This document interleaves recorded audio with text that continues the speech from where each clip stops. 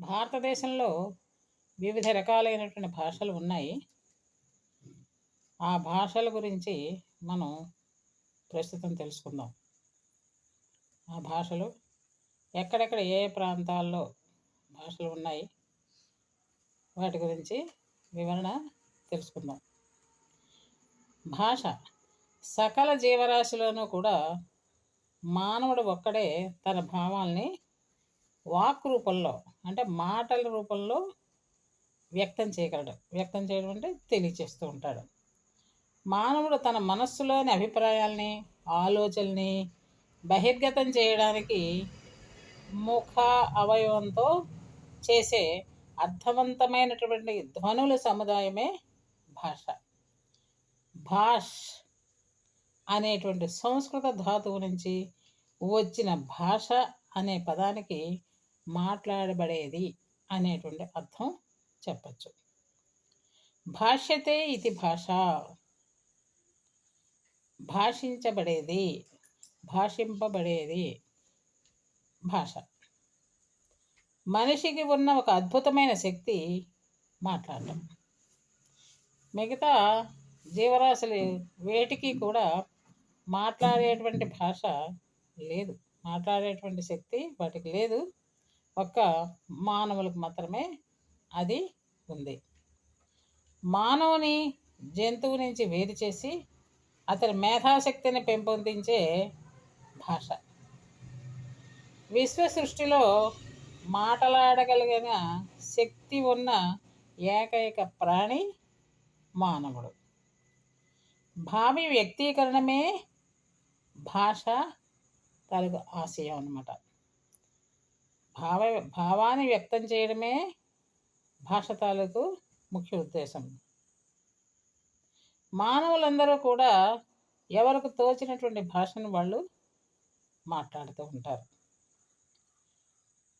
అసలు ప్రపంచంలో మొదటి భాష ఏది, ఎక్కడ పుట్టింది, ఎప్పుడు పుట్టింది, అసలు భాషా ఉత్పత్తి ఎలా జరిగింది అనే ప్రశ్నకు జవాబులు మనం చెప్పలేం. ఎప్పుడు పుట్టింది, ఎక్కడ పుట్టింది, ఎలా భాషా ఉత్పత్తి జరిగింది అనేది మనం చెప్పగలమా? చెప్పలేం. ఈ విషయంలో భాషా శాస్త్రజ్ఞంలో భిన్నమైనటువంటి అభిప్రాయాలు చోటు చేసుకుంటున్నాయి. భిన్నమైన అభిప్రాయాలు భాషా శాస్త్రవేత్తల్లో కలుగుతున్నాయి. ఒక్కొక్క భాషావేత్త కూడా తన సిద్ధాంతానికి అనుగుణంగా తన వాదాన్ని చెప్పుకుపోతాడు. తన వాదాలకు వింత వింత పేర్లు పెడుతూ ఉంటారు భాషా శాస్త్రవేత్తలు. ఇంచుమించు వాదనలన్నీ సంప్రదాయం మీద, విశ్వాసం మీద, ఊహల మీద ఆధారపడి ఉంటూ ఉంటాయి. అయితే విమర్శనాత్మక దృష్టితో, హేతువాద దృక్పథంతో నిశితముగా లోతుగా పరిశీలిస్తే స్వతసిద్ధవాదము భాష ఆవిర్భావాన్ని బాగా నిరూపించిందని చెప్పవచ్చు. ప్రపంచంలోని వివిధ ప్రాంతాల్లో వివిధ జాతుల వారు భిన్న భిన్న భాషలు మాట్లాడుతూ ఉంటారు. ప్రస్తుతం ప్రపంచ వ్యవహారంలో, ప్రపంచంలో వ్యవహరించేటువంటి భాషల్లో సుమారు 5,000 వరకు భాషలు ఉండొచ్చని భాషావేత్తలు అంచనా వేస్తున్నారు.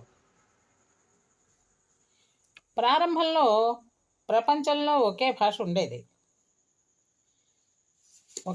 ఉండేదని చెబుతారు. క్రమక్రమంగా అనేక భాషలు అయ్యాయని భాషావేత్తలు అభిప్రాయపడుతున్నారు. అంతే, వాళ్ళ అభిప్రాయాన్ని తెలియజేస్తున్నారు.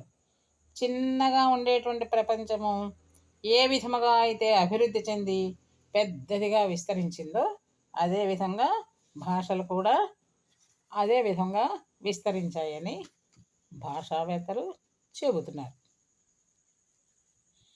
దేశకాల ప్రాంతాది భేదాలను బట్టి, దేశాన్ని బట్టి, కాలాన్ని బట్టి, ప్రాంతాన్ని బట్టి, భేదాలను బట్టి ఆయా జాతి తెలుగు ప్రజలు ఉచ్చారణలో భేదాలను బట్టి వేర్వేరు రూపాలను పొంది వైవిధ్యాన్ని పొందిందని భాషావేత్తలు చెబుతున్నారు.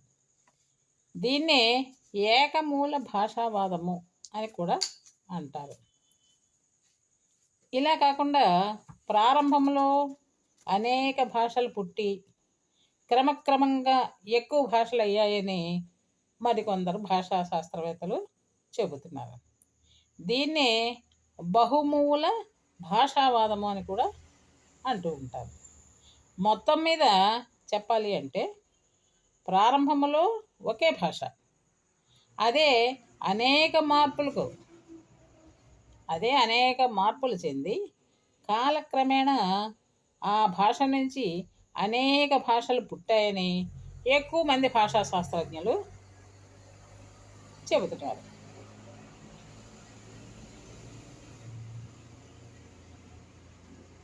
తర్వాత భాష ఏదైనా భావం ఒకటే. భాష ఏదైనా సరే భావం ఒకటే. భావ వ్యక్తీకరణకు భాష చాలా అవసరం. భారతదేశంలో 1652 భాషలు ఉన్నాయని భాషా శాస్త్రవేత్తలు అభిప్రాయపడ్డారు. 2011 జనాభా లెక్కల ప్రకారము మన దేశ జనాభా 121 కోట్లు ఉండేది. అందులో పురుషులు 62 కోట్లు అయితే స్త్రీలు 59 కోట్లు. అక్షరాస్యత అయితే 74%. అందులో భారత రాజ్యాంగంలో 8వ షెడ్యూల్లో ప్రస్తుతం 22 భాషలు మాత్రమే ఉన్నాయి. వీటినే మన రాజ్యాంగము గుర్తించిన అధికార భాషలుగా వ్యవహరిస్తున్నారు.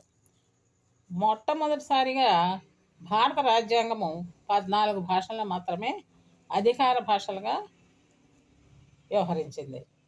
అంటే తమిళము, కన్నడము, మలయాళము, తెలుగు, పంజాబీ, మరాఠీ, బెంగాలీ, హిందీ, ఉర్దూ, ఒరియా, కాశ్మీరీ, గుజరాతీ, సంస్కృతము, అస్సామీ.